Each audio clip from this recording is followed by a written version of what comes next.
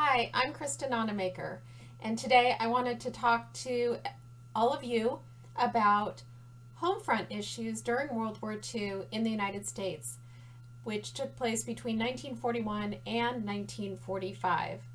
So, the five main issues that I wanted to cover include propaganda, wartime production, labor and the workforce, internment camps, and women in the military.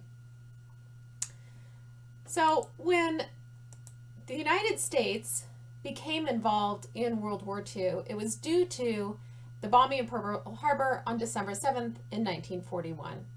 However, prior to that, it was the case that the United States was isolationist. Throughout most of the 20s and 30s, most Americans did not feel the need to get too involved in what was going on in Europe or elsewhere for that matter. So they reduced the amount of military weaponry and materials that they were producing, and it was relatively small military. However, Europe became involved in World War II in 1931.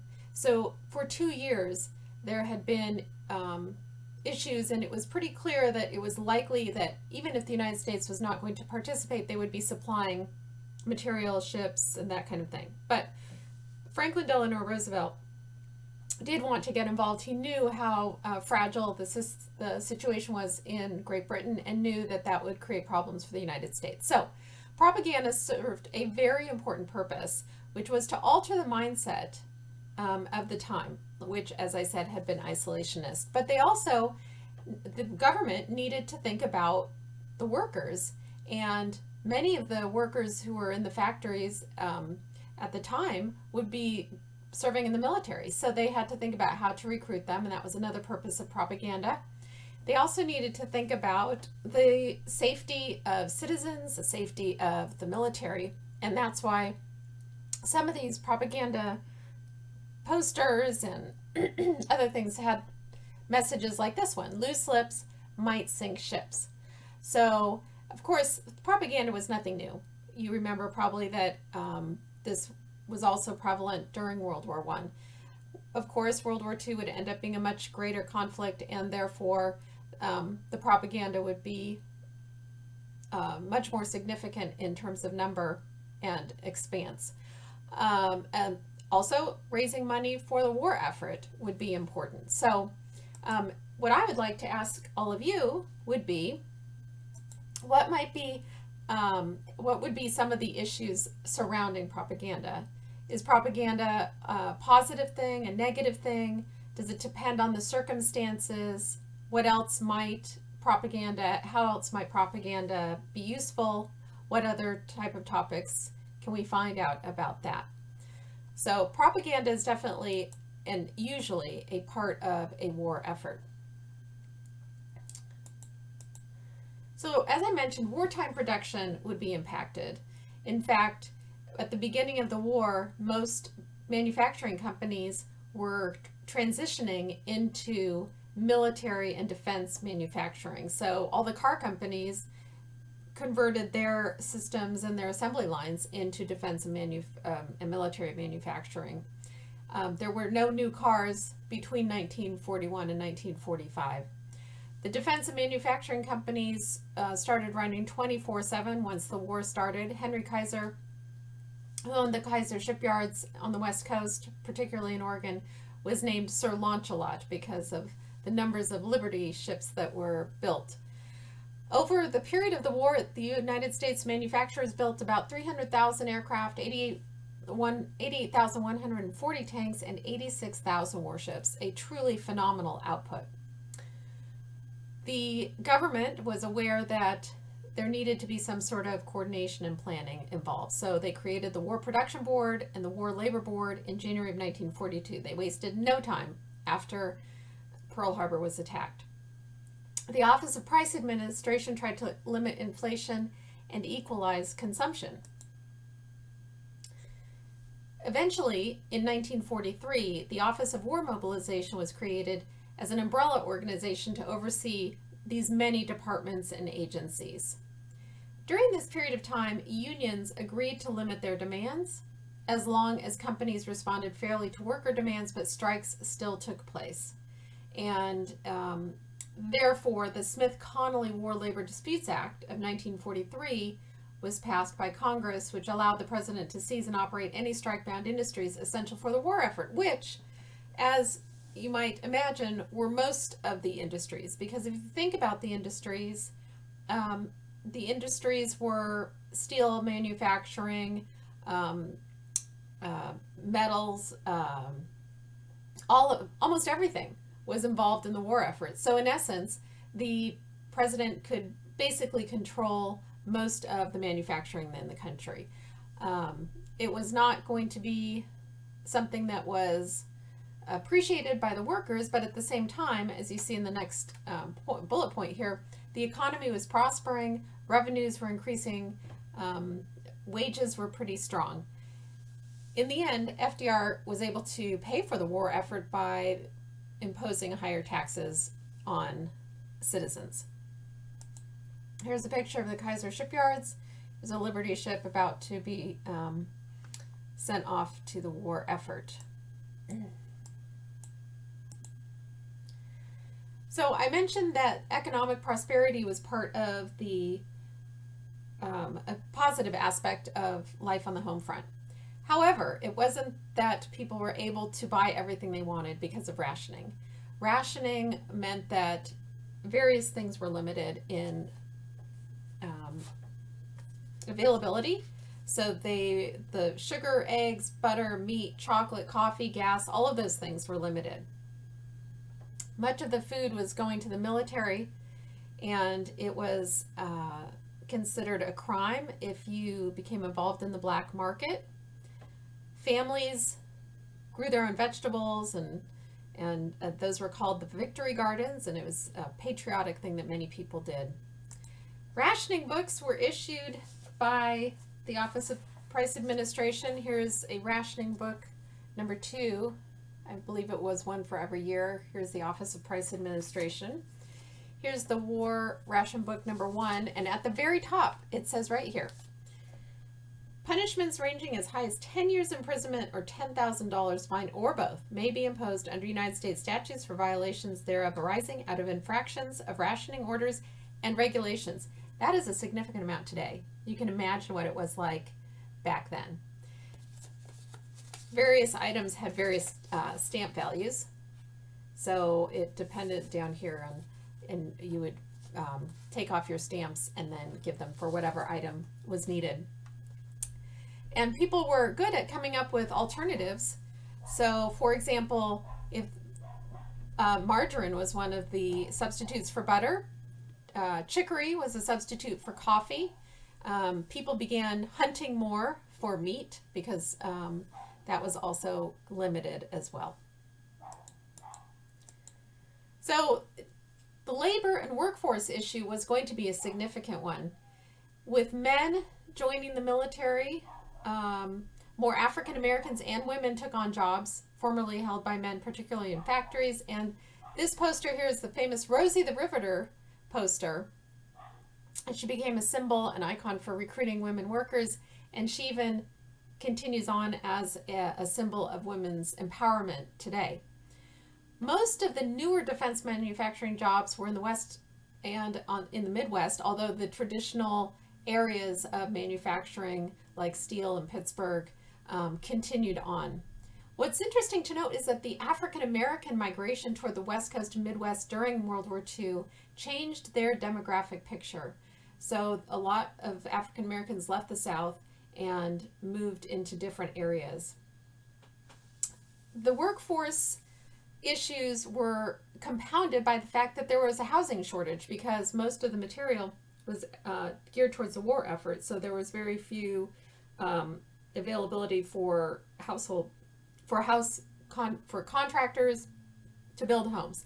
So there were some interesting alternatives to housing, such as the travel trailers, which were provided by the federal government.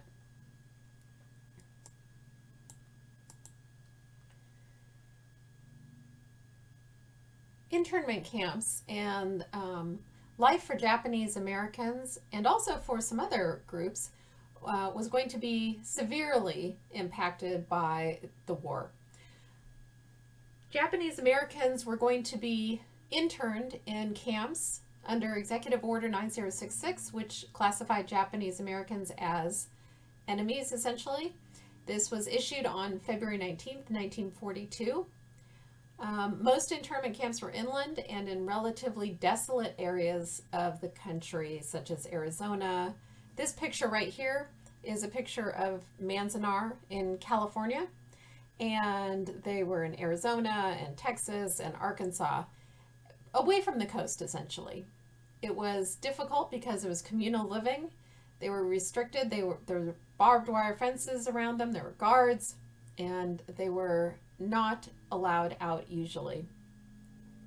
Some left if they were able to serve in the military or had some other reason and were able to leave. But the majority spent the war in camps. They were first brought into detention centers near where they originally lived, such as Santa Anita Racetrack for people who lived in LA, and then they were moved elsewhere.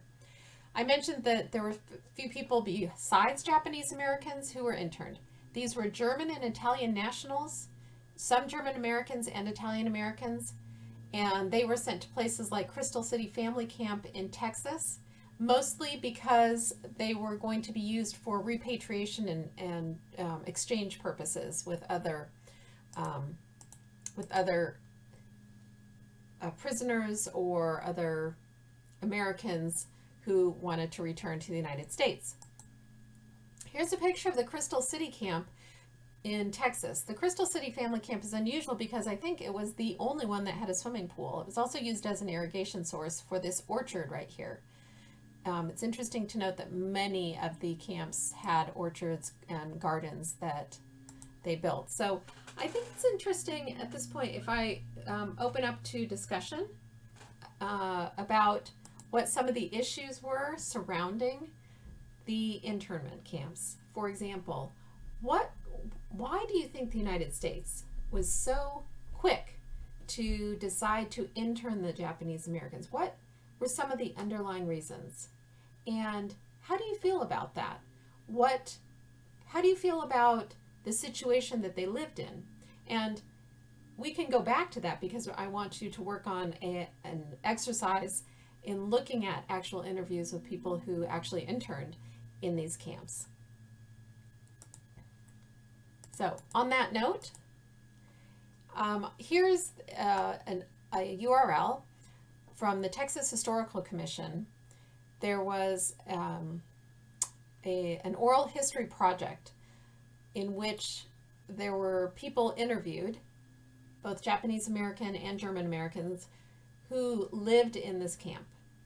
And then also, the University of California at Berkeley conducted a rather massive oral history project, and there's a large number of interviews available for you to read, but the ones in this collection are part one, and there's 6 of them, and they provide a rather diverse look at the Japanese American experiences in the camp. And what I would like to have all of you do is I will assign you into groups of 2 or 3, and then I would like you to each read the assigned interview and fill out the chart and check off the parts of the interview which include various pieces of information. So let me show you what the chart might look like. So you put the individual's name and then check off whether they lived in an individual house or in a dorm or hall situation, whether they had an individual dining situation or a dining hall, whether the camp had a garden, whether there were educational opportunities, recreation, work opportunities, and whether they were foreign national. And the idea behind this is that we want to get a picture of what the experience was like, whether or not they had similar or dissimilar experiences, and then think about why they might do those things and what the value was, and understand some of their experiences there.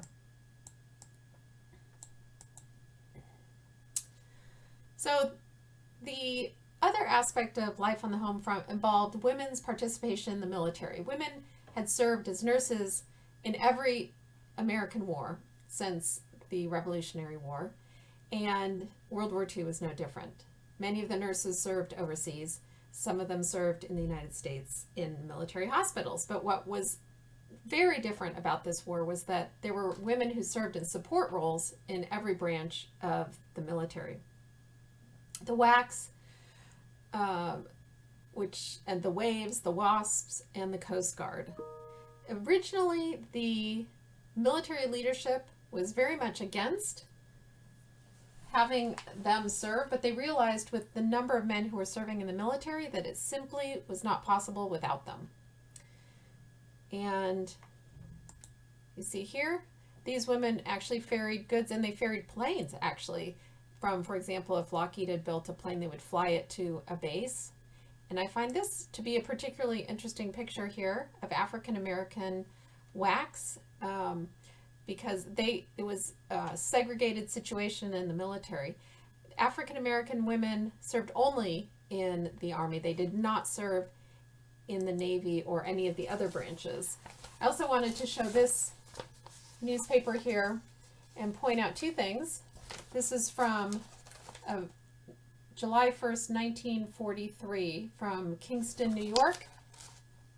And this here is a little propaganda ad or picture that says, "Warmer bonds, make it hot for the Axis, buy war bonds." And then on this side, I don't know if you can see this, that it says this watch is ideal, styled for Waves, WACs, and women war workers. So it was designed specifically for them in mind. So hopefully from going through these issues, we can see that there were going to be some changes in the experiences of various segments of the population. And we need to think about whether they were positive or negative, what kinds of impacts that may have had on them, and thinking about what those groups of people might experience in the future, whether some of those experiences were fair, whether how we should view those experiences. All of those are important to think about when you go through a period like World War II, which was a massive and disruptive experience on a global scale. So I look forward to hearing about your thoughts on these issues as we go into the end of the 1940s and start in the 1950s. Thanks so much.